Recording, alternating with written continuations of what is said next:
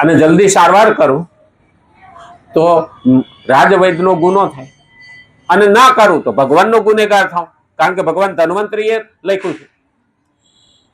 એટલે એને વચ્ચેનો રસ્તો કાઢ્યો કે હવાર ઉગતા પહેલા, સૂર્ય ઉગતા પહેલા જે દ્રોણ પર્વત ઉપરથી ઔષધિ લાવે તો હું આને મૂર્છામાંથી બેઠો કરી, હાફ મરે નહીં, લાઠી ભાંગે નહીં, પણ હનુમાનજીએ કરી બતાવ્યું. અને એ ઔષધિ ના ઓળખી શક્યા તો આખો પર્વત લઈને આવ્યા કે લો આમાં લઈ લો, અને લક્ષ્મણજીને જીવદાન આપ્યું. એટલે વૈદ્યનું કર્તવ્ય છે કે એને ના પાડી શકાય નહીં, એ પહેલું કર્તવ્ય, અને એટલે જ એનો યજ્ઞ છે. આ જ રીતે વિદ્યાર્થી પોતાના અધ્યયન અને વેપારી પોતાના વેપારને જો તે કેવળ બીજાઓના હિતને માટે નિષ્કામ ભાવથી કરવામાં આવે તો યજ્ઞ માની શકે.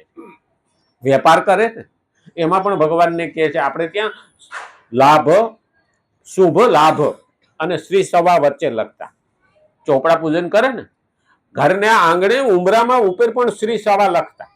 શ્રી એટલે લક્ષ્મી, એકનું હવા ગણું કરવાની તને છૂટ છે, હવા હો ગણું કરવાની છૂટ નથી. એટલે વેપારી બીજાને જ્યાં માલ છે ત્યાંથી લાવે અને જ્યાં નથી એને પહોંચાડે, વચ્ચેથી પોતાનો થોડો નફો કાઢે અને લોકોનું સેવા કરે. આ પણ મહત્વનું હતું. તો એ યજ્ઞ છે એના માટે. અને એટલે જ કીધું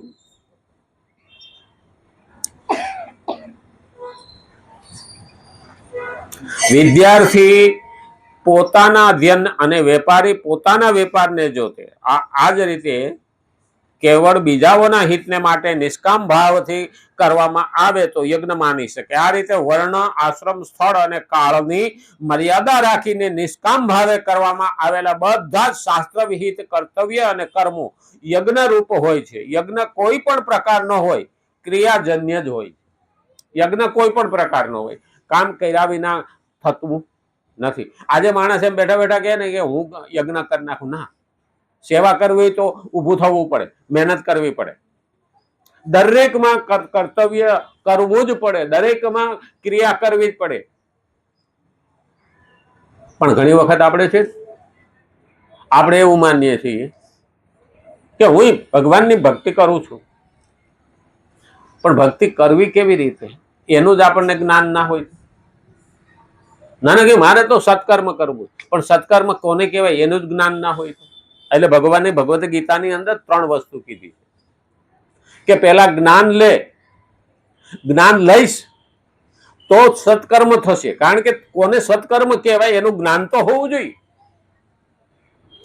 આજે બહેનોને રસોઈનું જ્ઞાન ના હોય તો રસોઈ કરી શકે ખરા? ખેડૂતને દંતાળ હાંકવાનું, વાવવાનું જ્ઞાન ના હોય તો વાવી શકે ખરા? ડ્રાઈવરને ગાડી ચલાવવાનું જ્ઞાન ના હોય તો ચલાવી શકે ખરા? તો જ્ઞાન હોવું પહેલા જરૂરી છે. જ્ઞાન આવ્યા પછી કર્મ થાય, અને કર્મ થયા પછી આ બંને ભેગું થાય પછી ભક્તિ થાય. પણ આજે કેવું છે કે અમે તો ભક્તિ કરી, અમારે જ્ઞાન ને કર્મ શું લેવા દે? ના, શક્ય જ નથી. આનું જે પરિણામ આવે છે ને, રસોઈ આવડવી એટલે રસોઈ કરે, આવડતી હોય તો કરે, અને રસોઈ કરે, રસોઈ તૈયાર થઈ ગઈ અને બધાએ ખાધું, એ પરિણામ જે આવ્યું ને ભક્તિ. કારણ કે એની પાસે રસોઈનું જ્ઞાન હતું, એનાથી એની રસોઈ બનાવી. એટલે આપણે ઘણી વખત નહીં કહેતા અરે ફલાણા બેનની તો રસોઈ આંગળા કઈડી જાય. હકીકતમાં આપણે આંગળા કઈડી નથી જતા, પણ એ સ્વાદિષ્ટ એવું હતું. એ પણ જ્ઞાન વિના થતું નથી. આજે રોટલાનું જ્ઞાન ના હોય ને, આવડતા ના હોય ને, તો હા ઘણા બેહાડજો રોટલા ઘડવા. હા ઘડવા માંડે તો હેઠ માંડે લોંદા પડવા. બાજરીનો, મકાઈનો, જુવારનો રોટલો કરવો બહુ અઘરો છે. રોટલી વણવી તો હવે તો મશીનો આવી ગયા, અને હવે ઓમી બાજરીના રોટલા પાટલા ઉપર થાબડવા માંડ્યા. અધૂરા જ્ઞાનથી તકલીફ વધારે થાય, અધૂરો ઘડો છલકાય વધારે. અધૂરા નડે બહુ. હા, એને પૂરું આવડતું ન હોય ને હાવ અભણય ન હોય. અધૂરા છે ને એ પાછા ખખડે બહુ.